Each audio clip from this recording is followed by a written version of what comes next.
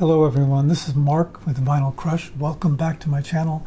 I recently passed 1,000 subscribers and I wanted to say thank you to all of those of you who have subscribed. Thank you. If you're interested in subscribing, just click the button, and if you hit the bell, then you'll be notified when new videos come out. Today I'm going to do a now playing, which is essentially a kind of a recent finds, stuff that I found great digging recently that I'm also listening to a lot. So much of this is new to me. And the first album I want to show you actually was literally crate digging. Smokey Robinson and the Miracles. This is called Make It Happen. This came out in 1967. I found this in a thrift store, in a bin of a few records in a thrift store. It's a first pressing. There's the back of the album. On Tamla, the label is Tamla. I'll show you the record. It's a really great record, Smokey Robinson and the Miracles. This is the third album that they did as Smokey Robinson and the Miracles, and it was their 10th as the Miracles. Smokey Robinson was one of the VIPs for Motown. Tamla is a sub-label of Motown. So this was the first pressing. This came out in '67. Tears of a Clown is on this album, which is an absolutely amazing song. It's an incredible pop song, and came out in '67, but it didn't really chart. So for some reason, I guess Smokey Robinson decided he wasn't going to tour anymore, so they weren't going to do any more albums for a while, and so they re-released Tears of a Clown in 1970 as a single, and it became a huge hit. So then the album started selling all over again. But originally came out in 1967. Tears of a Clown was co-written by Stevie Wonder, and who also co-wrote two of the other songs on here. Great album. Really, really delighted to find this and enjoying listening to it. So this next album came out in 2018, and it's by Wooden Ships. It's called V for Victory, or the peace sign. Interesting album cover. This is Ripley Johnson, Wooden Ships, and he is one half of the band Moon Duo. I think I showed one of their albums on the last video. This album came out on Thrill Jockey label. It was a limited edition, only came out at the merch table or through the Thrill Jockey mail order. So you couldn't just buy it in record stores at the time. I'll show you the label and the beautiful color of the album. Pretty bright.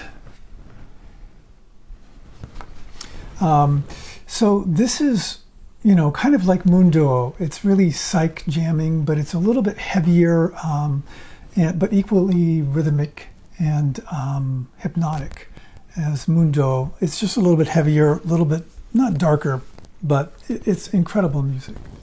I have been looking for a copy of Blue Benson by George Benson for quite a while. I found many reissues, but I found kind of a little, not that this is an expensive album or anything, but kind of a little grail for me was I found finally George Benson, Blue Benson, but not only did I find an original pressing, but I found a white label promo in mint condition. Quite a find for me. I really enjoy this music. This came out in 1976, the same time that Breezin' came out, which is a huge hit for him. But he kind of went pop at the time, which surprised a lot of people, although George, when he first started playing guitar, was playing funk and R&B. So pop music was sort of his thing. That's what he enjoyed the most. He just happened to become a really great jazz soloist. And went that direction for quite a while before he went back to pop music again, sort of pop jazz or jazz fusion. But anyway, this came out recorded in 1968. There were 2 sessions that they recorded this album, and some of these songs have been on other albums, so it's kind of a compilation. But it's Blue Benson. It's mostly blues-oriented jazz, really, really beautiful, great soloing. George Benson really shows that he's right up there with Wes Montgomery and Kenny Burrell as a great solo jazz guitar player. Extraordinary album. This includes Herbie Hancock, Ron Carter, and a number of other people on it. Great album. Highly recommended if you haven't heard it. This is a great intro to George Benson as a jazz guitar player. I love it when I find an album that I've never heard before by a band I've never heard before, and it blows me away. And this is one of those albums. Wojtek Mazolewski. He's a jazz bass player. He has a band, a quintet, and this album came out in 2020. He interprets the work of Krzysztof Komeda, who is somebody who scored movies for the likes of Roman Polanski, including like Rosemary's Baby. Mazolewski is a bass player. He's also the band leader. He also composes music. This is modern jazz, but it's all over the place. It's straight ahead jazz. Sometimes it goes a little bit avant-garde, but never way out there. This is an amazing album. It completely blew me away. Contemporary, progressive, alternative jazz. It's brilliant. This next album is another one of those albums that I'd never really heard this band before, and it's actually an artist, Hedvig Mollestad. She's basically a prog guitar player. They often call her progressive jazz. I would say it's jazz-oriented progressive, progressive rock. This particular album came out in 2020. It's called Echidna. Echidna is a half woman, half snake figure from Greek mythology. So that's where the name came from. This album, I'll show you the back, actually is on Rune Gramophone label. And this album was written, it's sort of a edited version of a commissioned piece she did for a music festival in 2019. And so they edited it down to album size. It's all over the place. It's definitely got some jazz elements. There's actually a trumpet player in here. And I say that because initially she worked in a trio, the Hedvig Mollestad trio, with drum, bass, and her own guitar. And so this is really kind of unusual for her. And she has 6 other people in the group, lots of percussion. It's jazz-infused prog rock. It reminds me of, her guitar style reminds me a lot of Jeff Beck. I wouldn't be surprised if she was influenced by Jeff. Sometimes her melodic lines remind me a little bit of David Gilmour. There's even a riff on one of the songs that could have been written by Slash. So she's all over the place. The trumpet in here actually really works. It's one of the things that made me want to buy this record. Hedvig Mollestad, Echidna, Rune Gramophone label. Those of you who know me and watch the channel know that I kind of have a penchant for first pressings, and I found another one I'm really excited about. It's a Chet Baker album. It's called Chet Baker Big Band. This came out in 1957. Beautiful art. The cover is in amazing condition. It's almost mint. It's got a few little frays on the corner. The album came out on Pacific Jazz label, and this is actually pretty much mint. It's incredible. It's like it's been played 2 or 3 times or something. Beautiful. He had Bud Shank and Art Pepper, Bobby Timmons on this album. And, this album really showed that Chet Baker is just as good equally at the big band bop as he is at that post-bop West Coast cool jazz that he got known for. Incredible album, lots of fun to listen to. Happy to have it. Alas, I have another first pressing to show today. This is actually a very first pressing of Yes, Close to the Edge. This came out in 1972, and this is a UK first pressing. They're an English band, so it has the textured cover and the silver lining around the letters. The cover is, the artwork on the Yes albums are always kind of fun. They're kind of a progressive rock band for those of you who don't know them. And they were quite on the edge for a long time. Here's the Atlantic labels. So this album was their fifth album, and it came out after the album called Fragile.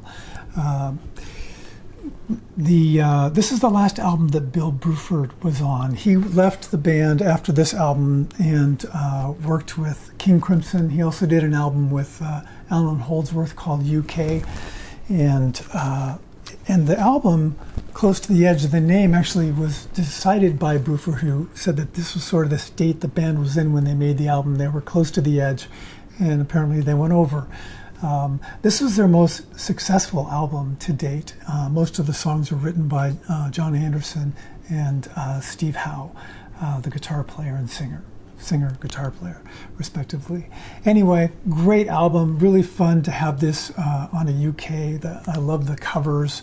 They're a little bit more well done, I think, and great album. Okay, I'm not done yet.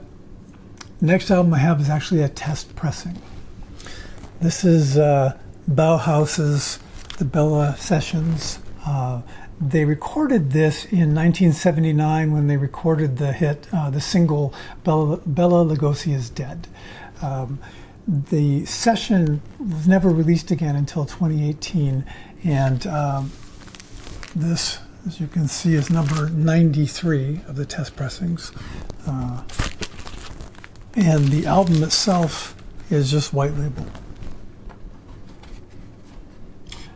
It's 45 RPM EP. It's really kind of post-punk goth rock. If you haven't heard this, it's a lot of fun. It's a great album. I really like this album a lot. I was really happy to find a test pressing of this. Kind of a grail for me. This last album was truly a grail for me, not just sort of. It's Alice Coltrane's Journey in Satchidananda.